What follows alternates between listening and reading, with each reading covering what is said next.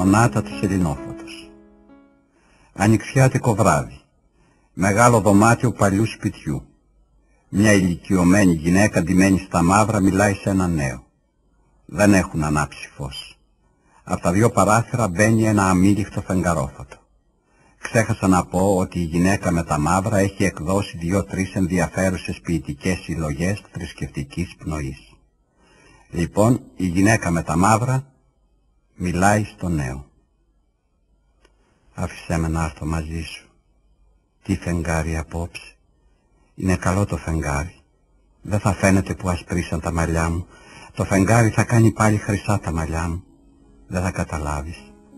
Άφησέ με να έρθω μαζί σου. Όταν έχει φεγγάρι μεγαλώνουν οι σκιές μες στο σπίτι. Αόρατα χέρια τραβούν τις κουρτίνες. Ένα δάχτυλο αχνό γράφει στη σκόνη του πιάνου λησμονημένα λόγια. Δεν θέλω να τα ακούσω. Σώπα. Άφησέ με να έρθω μαζί σου. Λίγο πιο κάτω, ως τη μάντρα του Βλάδικου.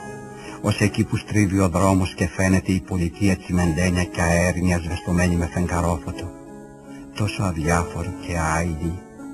Τόσο θετική σαν μεταφυσική. Που μπορείς επιτέλους να πιστέψεις πως υπάρχεις και δεν υπάρχεις. Πως ποτέ δεν υπήρξες. Δεν υπήρξε ο χρόνος και η φθορά του. Άφησέ με να έρθω μαζί σου. Θα καθίσουμε λίγο στο πεζούλι πάνω στο ύψωμα και όπως θα μας φυσάει ο ανοιξιάτικος αέρας, μπορεί να φανταστούμε κιόλας πως θα πετάξουμε, γιατί πολλές φορές και τώρα ακόμη ακούω το θόρυβο του φουστανιού μου, σαν το θόρυβο 2 δυνατών φτερών που ανοιγοκλίνουν. Και όταν κλείνεσαι μέσα σε αυτόν τον ήχο του πετάγματος, νιώθεις κρουστό το λαιμό σου, τα πλευρά σου, τη σάρκα σου, και έτσι σφιγμένος μέσα στους μειώνες του γαλάζιου αγέρα, μέσα στα ρωμαλαία νεύρα του ύψους, δεν έχει σημασία αν φεύγεις ή αν γυρίζεις, κι ούτε έχει σημασία που ασπρίσαν τα μαλλιά μου. Δεν είναι τούτο η λύπη μου. Η λύπη μου είναι που δεν ασπρίζει και η καρδιά μου. Άφησέ με να έρθω μαζί σου. Το ξέρω πως καθένας μονάχος πορεύεται στον έρωτα, μονάχος στη δόξα και στο θάνατο. Το ξέρω, το δοκίμασα. Δεν μου ωφελεί. Άφησέ με να έρθω μαζί σου. Τούτο το σπίτι στήχιωσε. Με διώχνει. Θέλω να πω έχει παλιώσει πολύ. Τα καρφιά ξεκολλάνε. Τα κάδρα ρίχνονται σαν να βουτάνε στο κενό. Οι σουβάδες πέφτουν αθόρυβα όπως πέφτει το καπέλο του πεθαμένου από την κρεμάστρα στο σκοτεινό διάδρομο. Όπως πέφτει το μάλινο τριμμένο γάντι της σιωπής από τα γόνατά της. Ή όπως πέφτει μια λουρίδα φεγγάρι στην παλιά ξεκυλιασμένη πολυθρόνα. Κάποτε υπήρξε νέα κι αυτή. Όχι φωτογραφία που κοιτάς με τόση δυσπιστία. Λέω για την πολυθρόνα, πολύ αναπαυτική. Μπορούσες ώρες ολόκληρες να κάθεσαι και με κλεισμένα μάτια να ονειρεύεσαι ό,τι τύχει. Μια αναμουδιά στρωτή, νοτισμένη, στριβωμένη από φεγγάρι, πιο στριβωμένη από τα παλιά λουστρίνια μου, που κάθε μήνα τα δίνω στο στριβωτήριο της γωνιάς. Ή ένα πανί ψαρόβαρκας που χάνεται στο βάθος λυκνισμένο από την ίδια του ανάσα. Τριγωνικό πανί. Σαν μαντίλι διπλωμένο λοξά μόνο στα δυο. Σαν να μην είχε τίποτα να κλείσει ή να κρατήσει ή να ανεμίσει διάπλατο σε αποχαιρετισμό. Πάντα μου είχα μανία με τα μαντίλια. Όχι για να κρατήσω τίποτα δεμένο, τίποτα σπόρους λουλουδιών ή χαμομήλι μαζεμένο στους αγρούς με το λιόγερμα, ή να το δέσω 4 κόμπους σαν το σκουφί που φοράνε οι αγάτες στο αντικρινό γιαπί, ή να σκουπίζω τα μάτια μου. Διατήρησα καλή την όρασή μου. Ποτέ μου δεν φόρεσα γυαλιά. Μια απλή ιδιοτροπία τα μαντίλια. Τώρα τα διπλώνω στα 4, στα 8, στα 16 να απασχολώ τα δάχτυλά μου. Και τώρα θυμήθηκα πως έτσι μετρούσα τη μουσική σαν πήγαινα στο οδείο με μπλε ποδιά και άσπρο γιακά με 2 ξανθές πλεξούδες. 8, 16, 32, 64, κρατημένη από το χέρι μιας μικρής φίλης μου ροδακινιάς ολοφός και ροζ λουλούδια. Συγχώρεσέ μου αυτά τα λόγια. Κακή συνήθεια. 32, 64, και οι δικοί μου στήριζαν μεγάλες ελπίδες στο μουσικό μου τάλαντο. Λοιπόν, σου λέγα για την πολυθρόνα. Ξεκυλιασμένη. Φαίνονται σκουριασμένες σούστες, τα άχυρα. Έλεγα να την πάω δίπλα στο επιπλοποιείο. Μα πού καιρός και λεφτά και διάθεση. Τι να πρωτοδιορθώσεις. Έλεγα να ρίξω ένα σεντόνι πάνω της. Φοβήθηκα τ' άσπρο σεντόνι σε τέτοιο φεγγαρόφωτο. Εδώ κάθισαν άνθρωποι που ονειρεύτηκαν μεγάλα όνειρα.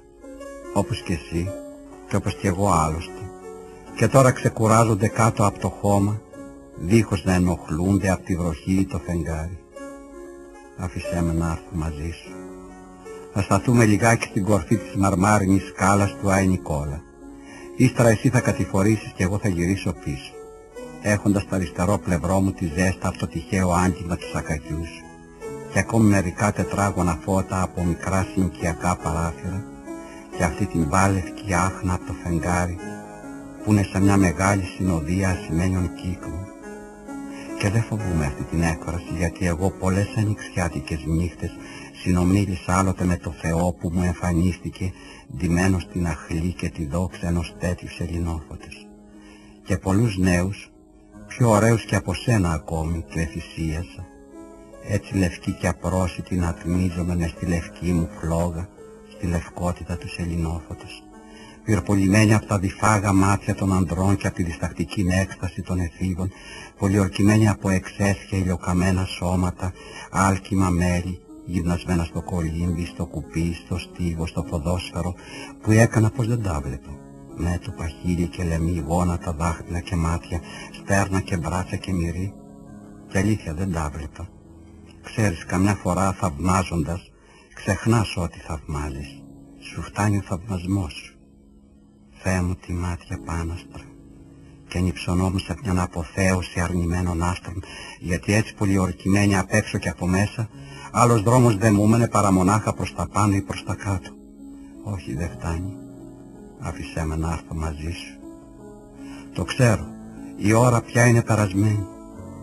Άφησέ με, γιατί τόσα χρόνια, μέρες και νύχτες και πορφυρά μεσημέρια έμεινα μόνη, ανένδοτη, μόνη και πάναγνη, ακόμη στη συζυγική μου κλίνη πάναγνη και μόνη, γράφοντας ένδοξους στίχους στα γόνατα του Θεού, στίχους που σε διαβεβαιώ θα μείνουν εσαλαξευμένοι σε άμαντο μάρμαρο, πέρα από τη ζωή μου και τη ζωή σου. Πέρα πολύ, δεν φτάνει. Άφησέ με να έρθω μαζί σου. Τούτο το σπίτι δεν με σηκώνει πια. Δεν αντέχω να το σηκώνω στη ράχη μου. Πρέπει πάντα να προσέχεις, να στεριώνεις τον τοίχο με το μεγάλο μπουφέ, να στεριώνεις τον μπουφέ με το πανάφιο σκαλιστό τραπέζι, να στεριώνεις το τραπέζι με τις καρέκλες, να στεριώνεις τις καρέκλες με τα χέρια σου, να βάζεις τον ώμο σου κάτω από το δοκάρι που κρέμασε και το πιάνο σαν μαύρο φέρετρο κλεισμένο. Δεν τολμάς να τα ανοίξεις, όλο να προσέχεις, μην πέσεις, δεν αντέχω, άφησέ με να έρθω μαζί σου.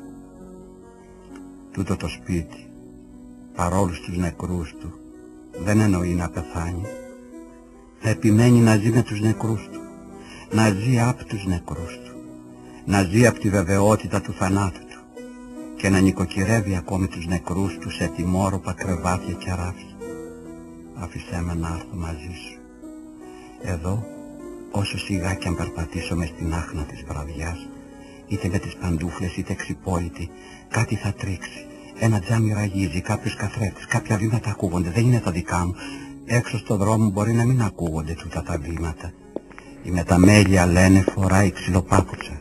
Και αν κάνεις να κοιτάξεις αυτόν ή στον άλλο καθρέφτη, πίσω από τη σκόνη και τις ραγισματιές, διακρίνεις ποιο θα μπω και πιο τεμαχισμένο το πρόσωπό σου. Το πρόσωπό σου που άλλο δεν ζήτησες στη ζωή παρά να το κρατήσεις καθάριο και αδιέρετο. Τα χείλη του ποτηριού γυαλίζουν στο φεγγαρόφωτο σαν κυκλικό ξηράφι. Πώς να το φέρω στα χείλη μου, όσο και αν διψώ, πώς να το φέρω. Βλέπεις, έχω ακόμη διάθεση για παρομοιώσεις. Αυτό μου απόμεινε. Αυτό με βεβαιώνει ακόμη πως δεν λείπω. Άφησέ με να έρθω μαζί σου.